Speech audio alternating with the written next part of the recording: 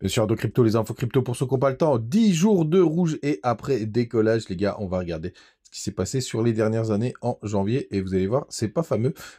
Et puis, on va regarder bien évidemment le BTC à court terme. J'espère que vous êtes prêts avec un BTC qui est juste en dessous des 43 000 $, mais 42 750. Ethereum qui corrige un peu plus fort, 1,5%, 2 500 $. BNB qui est en forme ce matin, plus 4,5%, 318 $. Le reste de la map est assez rouge, même s'il n'y a pas de gros décrochages. On a quand même Avax qui perd 2,3%. Link ce matin qui prend 2,6%, Ton qui est en forme, 13,6%, pardon. Belle perf ce matin, le reste est vraiment assez stable. Elle a quand même OP qui perd 7%, mais il avait pas mal performé. APT qui lui prend 4,2%. TIA toujours en forme, en train de titiller les 20 $. 7%, je crois qu'il les a touchés hier. C'est parti avec un BTC en daily qui vient retester cette trendline, mais qui a réagi dans la foulée.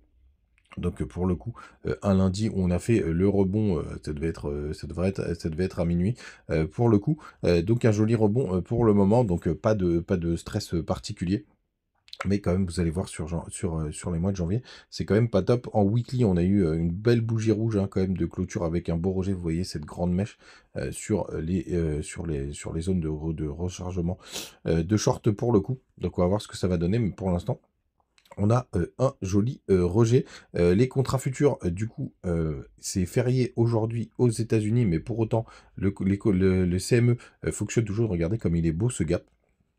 Il est très très beau ce gap.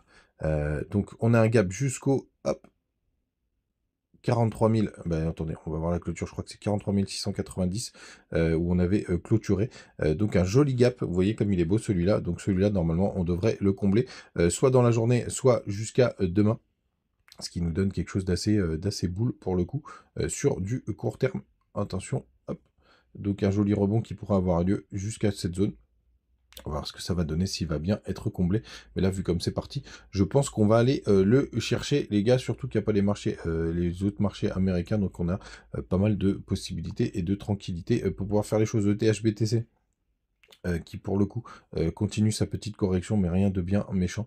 Pareil, hein, on va voir ce que ça va donner, mais j'attends une plus grosse correction pour pouvoir, pourquoi pas, re-rentrer en position. Les gars, sur du long terme, qu'est-ce qui s'est passé en janvier? Donc la dernière fois, sur le mois de janvier, donc c'était en 2023, tout simplement ici, c'était juste après le bottom. Vous voyez, on a atteint le bottom en janvier, donc on a eu des belles bougies vertes, ça c'était une bonne nouvelle. Mais bon, vu que c'était sur des zones de bottom, bah, pour le coup, je ne sais pas si on peut vraiment les regarder. Et surtout, ce qui est intéressant, c'est que le dernier mois de janvier, c'était vraiment dans cette zone de travail. Vous voyez, hop, la première bougie rouge de janvier, elle était ici. Juste après le mois de décembre, bien entendu, vous savez où se situe janvier. Donc c'était vraiment sur une zone où on a pas mal retracé. Vous voyez, hop, première bougie rouge juste là. Et après, on a eu 3 semaines qui étaient assez dégueulasses, en ayant un peu de vert. Mais vous voyez, on était toujours dans ces zones de travail. Et pareil, en 2021, pardon, vous voyez, on a eu une belle bougie verte sur la première semaine de janvier. Et puis après, on a retracé pendant 3 semaines. Donc, sur la globalité, c'est quand même pas folichon.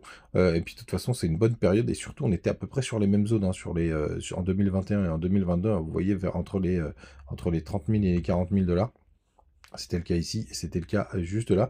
Donc vraiment une grosse zone dure sur ces mois de janvier. Donc je ne serais pas surpris quand même qu'on ait quand même ce petit retracement. En tout cas, du côté des liquidités à court terme, on a quand même pas mal liquidé, hein. Je vous partageais hier sur Twitter les zones de liquidation. Regardez, on a été chercher tous les stops. Vous voyez, juste là, il y avait une grosse zone, donc pas mal d'intérêt maintenant au nord, donc ça c'est une bonne nouvelle, ce qui pourrait nous faire un joli rebond. Est-ce que ce serait un faux rebond, un dead cat bounce?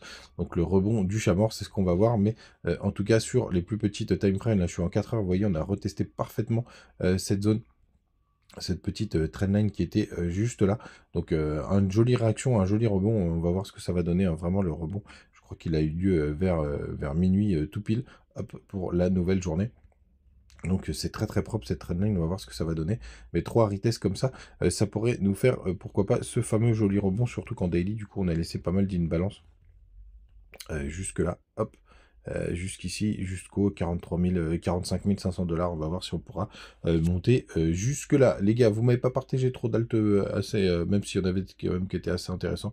Rien de très palpitant ce matin. On va pas faire une grosse vidéo, on va attendre la réouverture des marchés américains. N'hésitez pas à nous rejoindre sur le Telegram, on continue de partager pas mal de petites infos, de petites news. Et puis, vous avez les bonus en commentaire du côté de BingGeek et de Biget. Et puis, on se retrouve demain matin. Ciao!